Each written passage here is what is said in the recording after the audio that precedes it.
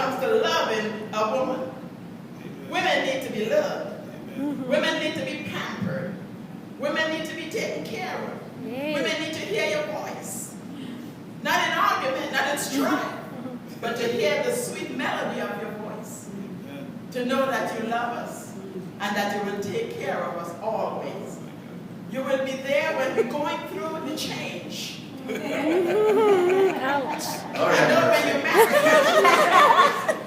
know when you married her, she was 25, 36, 25. But after a while, she got 40, 40, 40. You can't leave her there. That's the wife of your youth. You can't do nothing but keep her. Amen? All right, now women, we're looking forward for the men to treat us right. But then we too have a job. We need to treat the men with respect. There's so many people nowadays that disrespecting the head. The head is the husband. God made them the head. And we need to respect them in all aspects of them. We know some of them ain't nice. But you weren't nice either.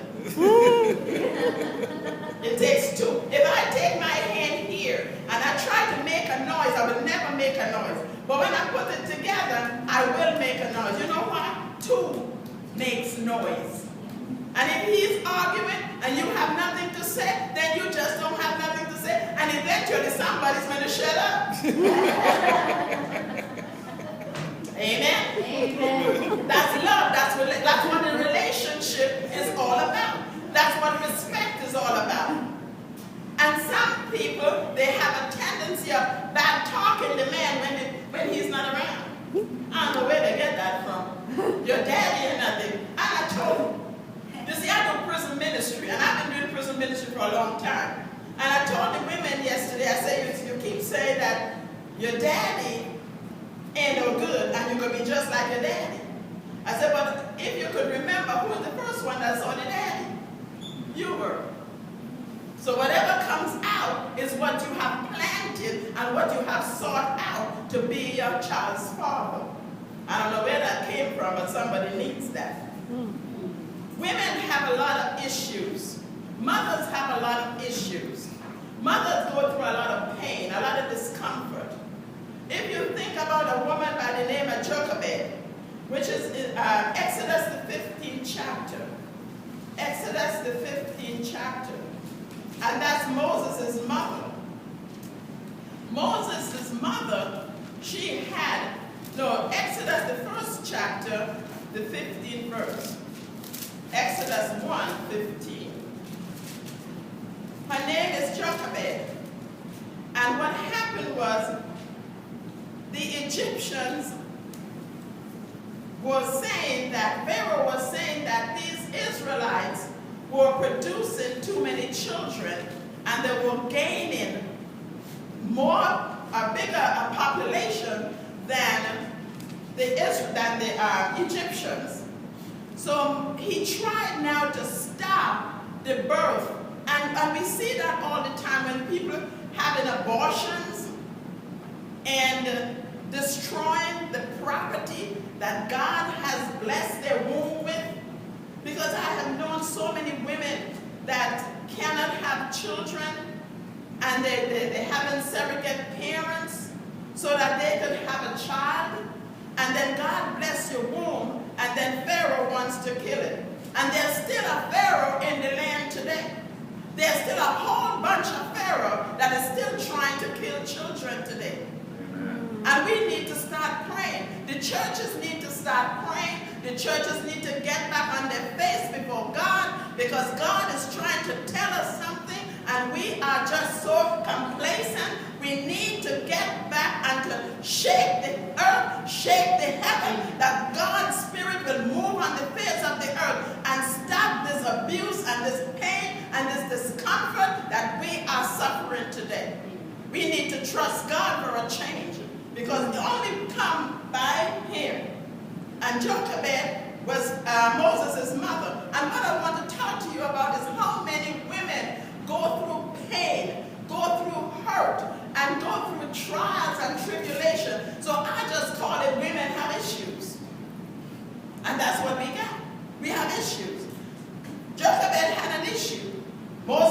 Moses was born. And it says here in verse 15, 1 and 15, read.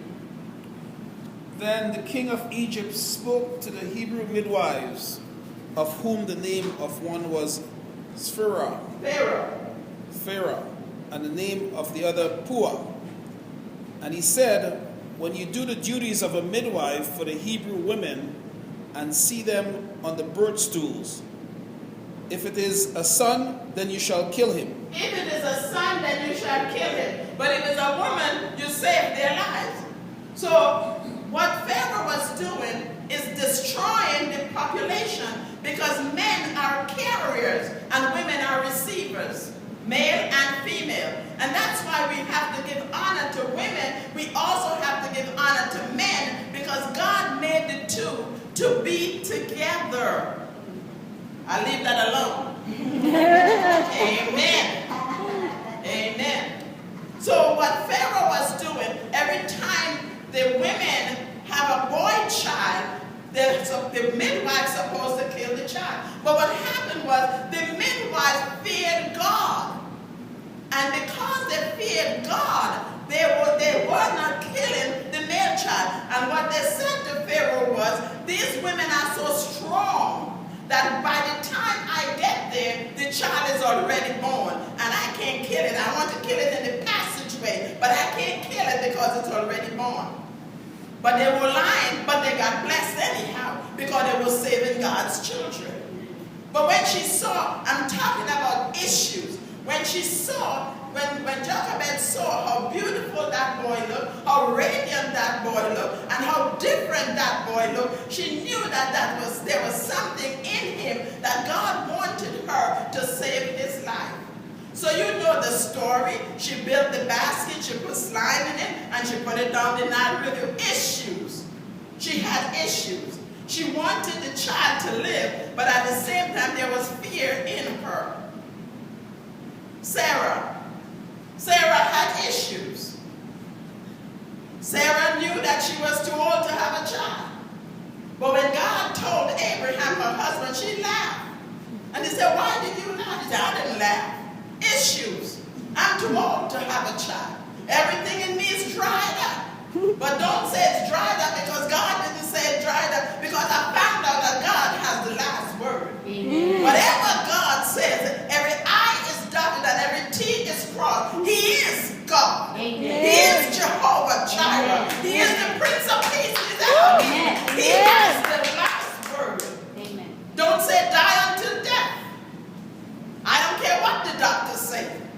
If God didn't say, if God didn't give his approval, you'll live, baby. Amen. Trust me, you will live. Amen.